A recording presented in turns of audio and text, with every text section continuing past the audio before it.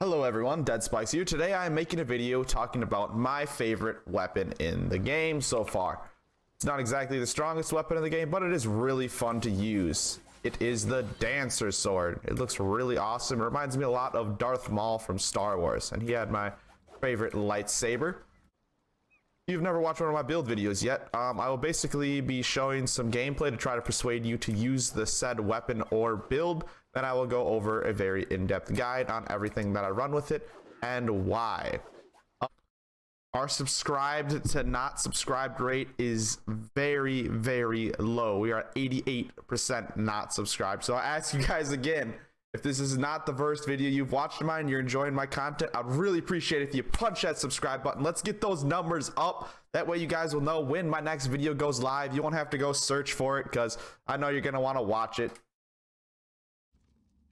We are loaded into Redstone Mine to show off this build. Not exactly the hardest area in the game, sure, but it's a fun place to show off this Dancer Sword.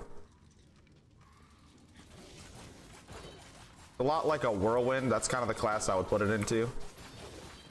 Like a Whirlwind that won't swing around. It also attacks a little bit faster, I think.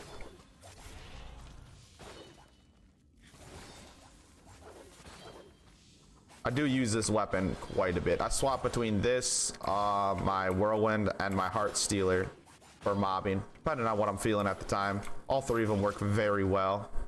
If you haven't checked out those builds, I suggested them as well. I do still think Whirlwind is the most efficient for mobbing, but these other weapons can work pretty well.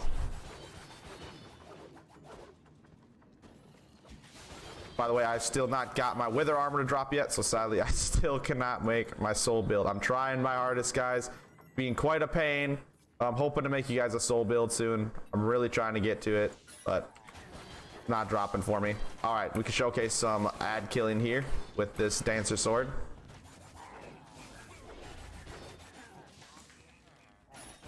Just doesn't matter, man. It has really good healing and really good AoE damage to take out these mobs.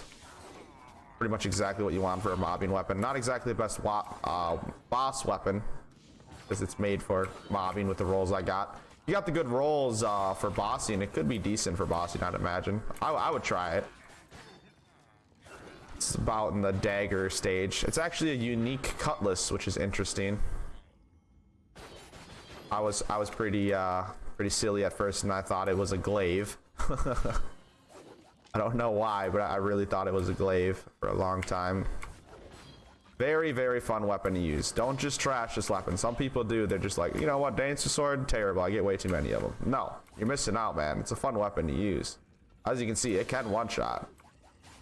Pretty decent. And even these armored enemies just get completely torn through. Now, mind you, the armor does play a big role, but nice. It has the range too, so I can have my cowardice up all the time. Where are you at, Enderman? Show yourself. Don't you bully me. I thought he was gonna knock me off the edge. It's really nice to stack that Radiance and Cowardice together is kind of what's going on here. We got Cowardice on our armor, giving that 40% boost. And then we got that Radiance on our Dancer Sword to heal us if we get hit by anything. Make sure we always have that max health for that Cowardice damage. Get this Swiftness potion over here. Enchanted enemies. Like, this is just a really good weapon. It's a really good weapon, guys. There's a reason it's my favorite weapon in the game. It is mostly because of the looks, but hey, very efficient too. I mean, look at this, just clearing out stacks of mobs, multiple enemies together, and it just excels.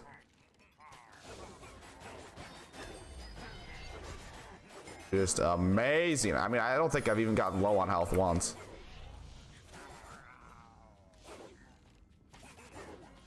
Just super sustainment because of how fast it attacks. Rocking that Radiance off.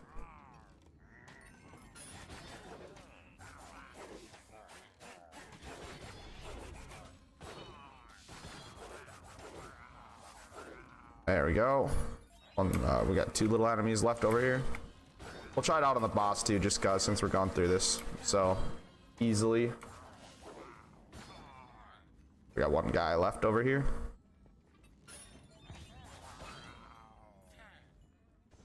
All right, let's finish off this little area here.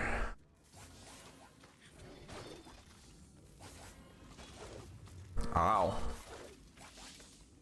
Kind of a flex just to take a creeper shot to the face. Fully heal off it. Without a potion or any source of healing. Just straight radiance. That's a flex. Not the best flex, but hey, it's a flex.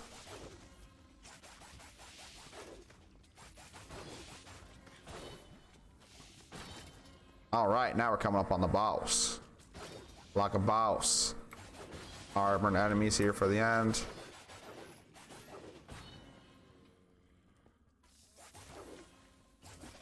All right, let's wait for our cooldown to finish here, and then we're gonna put Gong on.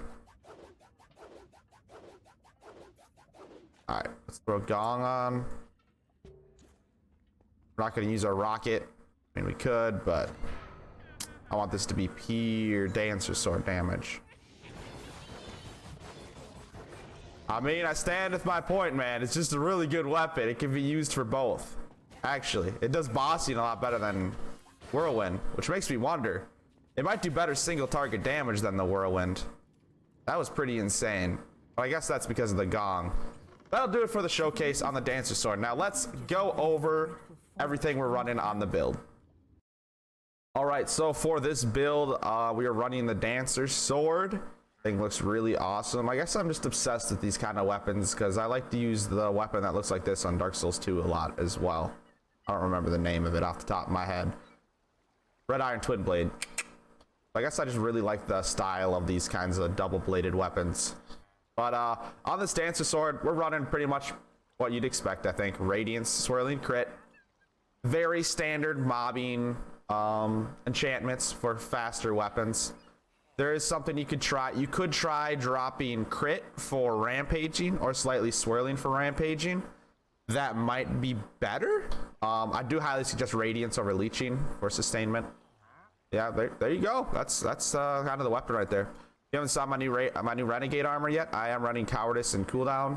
Chilling's not exactly the best thing, but it's what I got, so it's what I went with. Then Harp Crossbow. I only shot it, I think, once or twice throughout that whole thing. The reason I run double Mushroom is to make sure I have 100% uptime with my attack speed boost from the Deathcat Mushroom. When having two of them with an armor with just one cooldown, you'll have 100% uptime. You'll notice it in my gameplay.